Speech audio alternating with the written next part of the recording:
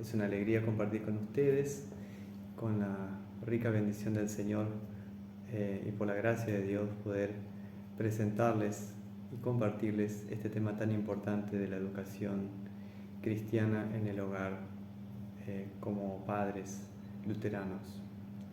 Así que queremos empezar con la introducción en donde hablamos sobre lo siguiente. Los padres han tenido dificultades en todas las épocas, pero los de hoy se enfrentan a desafíos que son algo nuevo para las nuevas generaciones. La revolución industrial separó a los padres trabajadores de sus familias, de la misma manera que la revolución feminista recientemente ha separado o intenta separar a las madres de sus familias. También las escuelas absorben ahora el tiempo de la mayoría de los niños durante sus años más creativos y productivos y los capacitan para convertirse en empleados de corporaciones multinacionales, no en empresarios dentro de sus comunidades locales.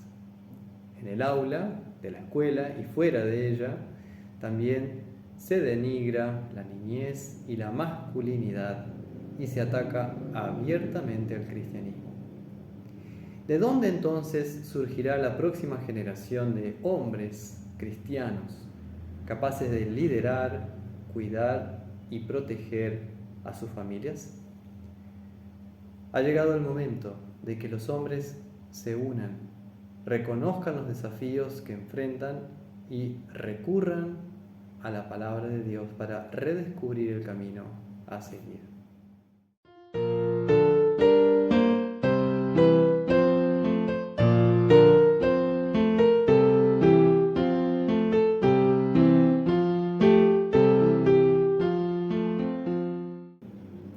En el primer punto queremos abordar el tema importante de que Dios confió a los padres la vocación de maestros y catequistas de sus hijos, tal como enseña la palabra de Dios en Deuteronomio 6, versículo 4 al 9, y San Pablo haciéndose eco también de esta enseñanza en Efesios 6, versículo 1 hasta el 4.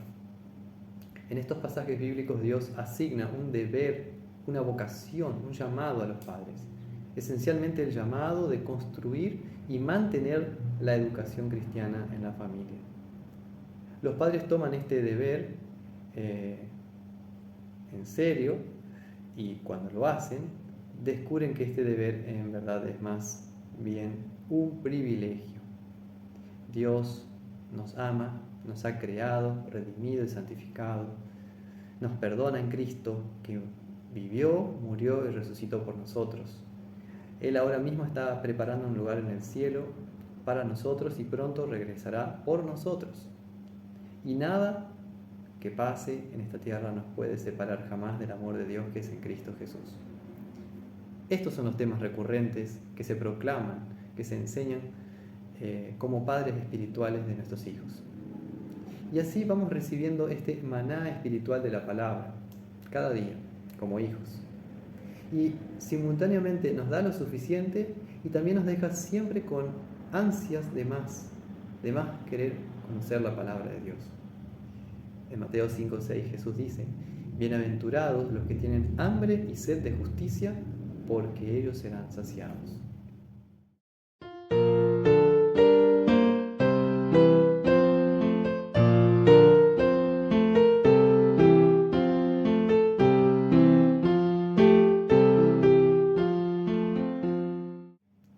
Empleando bien la ley y el evangelio en el hogar. Los padres luteranos crían, educan a sus hijos empleando la ley y el evangelio. Pero un detalle importante, especialmente el evangelio. La ley y el evangelio ayudan a los padres a discernir lo que tienen que hacer en una situación en la que se requiere disciplina. Uno de los principios de la doctrina luterana de la ley y el evangelio es que la ley se emplea con los pecadores que no se arrepienten y el evangelio con los pecadores que sí se arrepienten.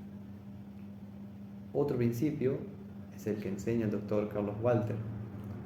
no se divide bien la palabra de Dios cuando en la instrucción no predomina generalmente el Evangelio. Así enseña en la tesis 25 de su libro Ley y Evangelio. Pero ¿qué significa esto en palabras de Walter? Dice, la ley es solamente una doctrina auxiliar, no es la verdadera doctrina de Cristo. La confusión más sutil se produce precisamente cuando se predica el Evangelio como un instrumento auxiliar de la ley y no como el elemento predominante. Si no permiten que predomine el Evangelio, sus oyentes, sus hijos, morirán de inanición espiritual. Reciben muy poco alimento, pues el verdadero pan de vida no es la ley, sino el Evangelio. En algunos hay una tendencia legalista que causa mucho daño a sus propias almas y a la de los oyentes, sus hijos. Cuando la ley ha enrojecido el hierro, debe venir enseguida el Evangelio y darle su forma. Hasta aquí la cita. Por ejemplo, la mayoría de las veces cuando los niños vuelcan la leche o un cereal, sucede simplemente por accidente. No se ha violado ninguna ley, ninguna regla. Entonces no hay necesidad de que la ley en la boca del padre o de la madre venga a acusar diciendo, mira lo que has hecho. Lo que se necesita en dicha situación es más bien algún tipo de palabra de afirmación o de ánimo, como por ejemplo, no temas, no te preocupes, es solo un accidente. Por el otro lado, si por ejemplo mi hijo Martín arrojó un juguete con ira contra su hermano mayor Agustín, porque pelearon, y eso llevó a algún maltrato físico o verbal entre ellos, entonces sí se ha cometido una infracción y la ley es necesaria.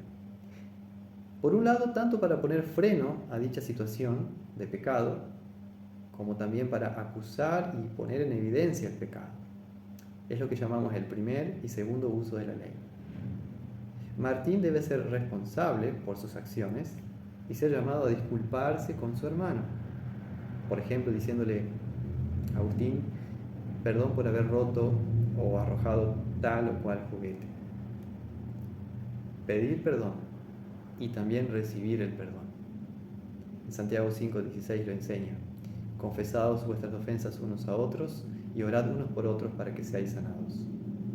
Y también Jesús mismo dice en Lucas 17, 3 y 4, si tu hermano peca contra ti, repréndele, y si se arrepiente, perdónale.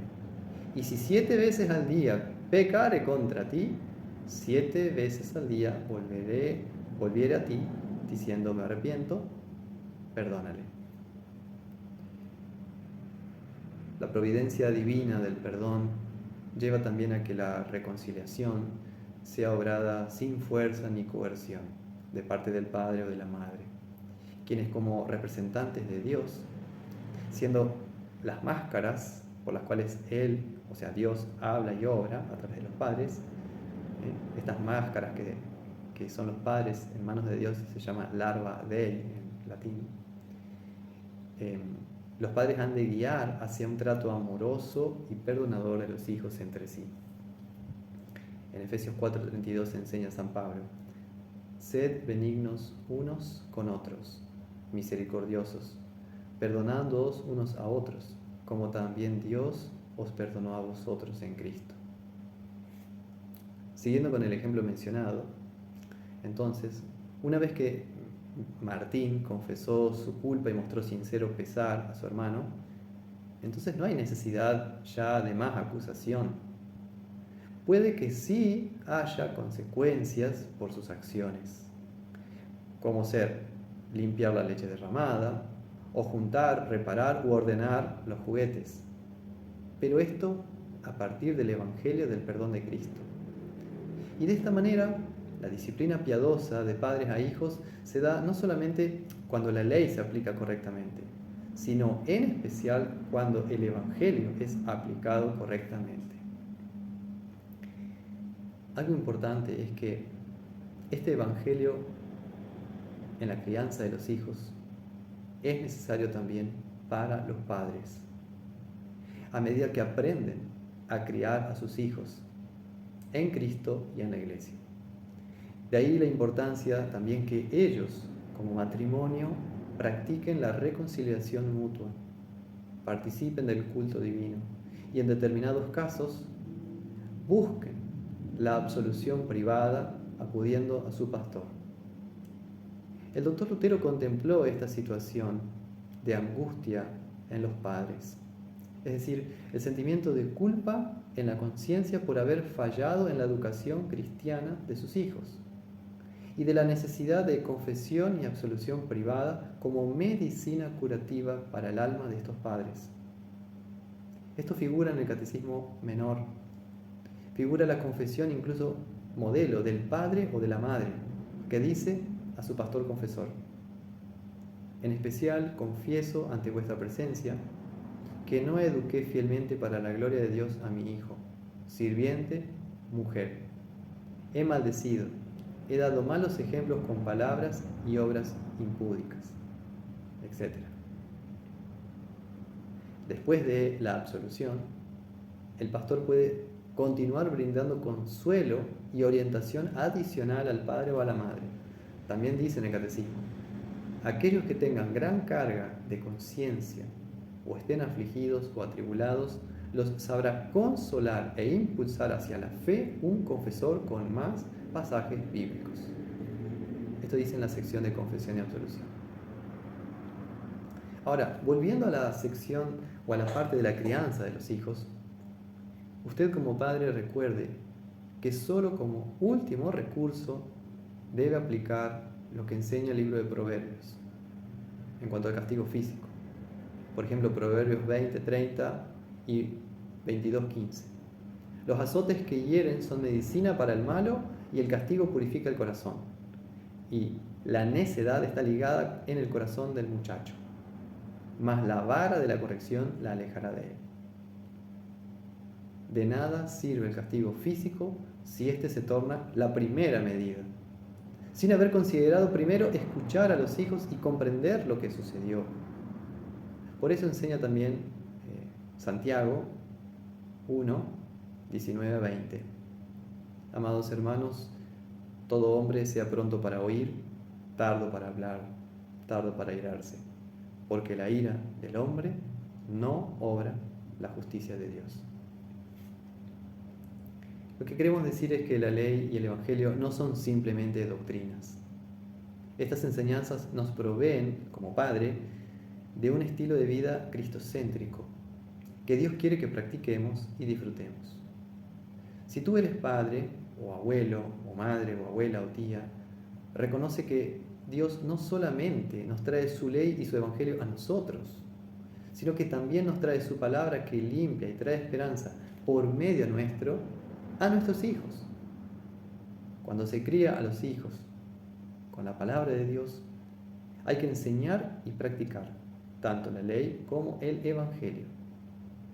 Dios desea que enseñemos y amemos a nuestros hijos, pero debemos enfatizar el Evangelio. ¿Por qué? Porque el fruto de un hogar centrado en el Evangelio es perdón y gozo. Ya lo recuerda San Pablo cuando habla del fruto del Espíritu en Gálatas 5. El fruto del Espíritu es amor, gozo, paz, paciencia, benignidad, bondad, fe, mansedumbre, templanza. Después, también como padres, vivan con la seguridad de la promesa divina de que sus hijos, siendo enseñados bien en la ley del Evangelio, permanecerán e incluso retornarán a ustedes. Retornarán a la fe que experimentaron si la habían casi perdido. Por eso dice en Proverbios 22:6, instruye al niño en su camino. Y entre paréntesis, enfatizando el perdón de Cristo por su palabra y sacramentos. Y aun cuando fuere viejo, no se apartará de él. Pero también, siguiendo el ejemplo de Martín y Agustín, ¿qué puede hacer un padre? Después de escuchar a los hijos, en su discusión, ore a Dios, que lo guíe y le dé sabiduría y paciencia. Siéntese y llame a sus hijos con calma. Anímelos a que se digan mutuamente, lo siento, y el otro, te perdono. Propicie, busque que tenga lugar ese encuentro entre ambos, como pastor de su casa, para que sus hijos no solamente experimenten la amargura de conocer el pecado y sus consecuencias, sino que además disfruten el dulce evangelio de la gracia de Dios en Cristo. Así como nuestro Padre Celestial también hizo con Adán y Eva en Génesis 3, cuando les prometió el Salvador. De esta manera sus hijos bautizados comprenderán que usted también es un hijo bautizado de Dios, que vive no bajo la ley, sino bajo la gracia de Dios, como dice en Romanos 6:14.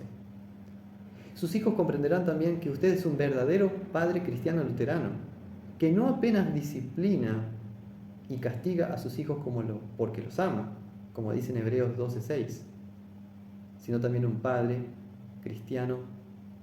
¿Por qué? Porque en usted ellos pueden confiar, pueden volver y encontrar de su boca la misericordia divina. Así como el hijo pródigo en Lucas 15 encontró a un padre misericordioso. ¿Por qué insisto tanto en esto de la ley y el evangelio en la crianza de los hijos?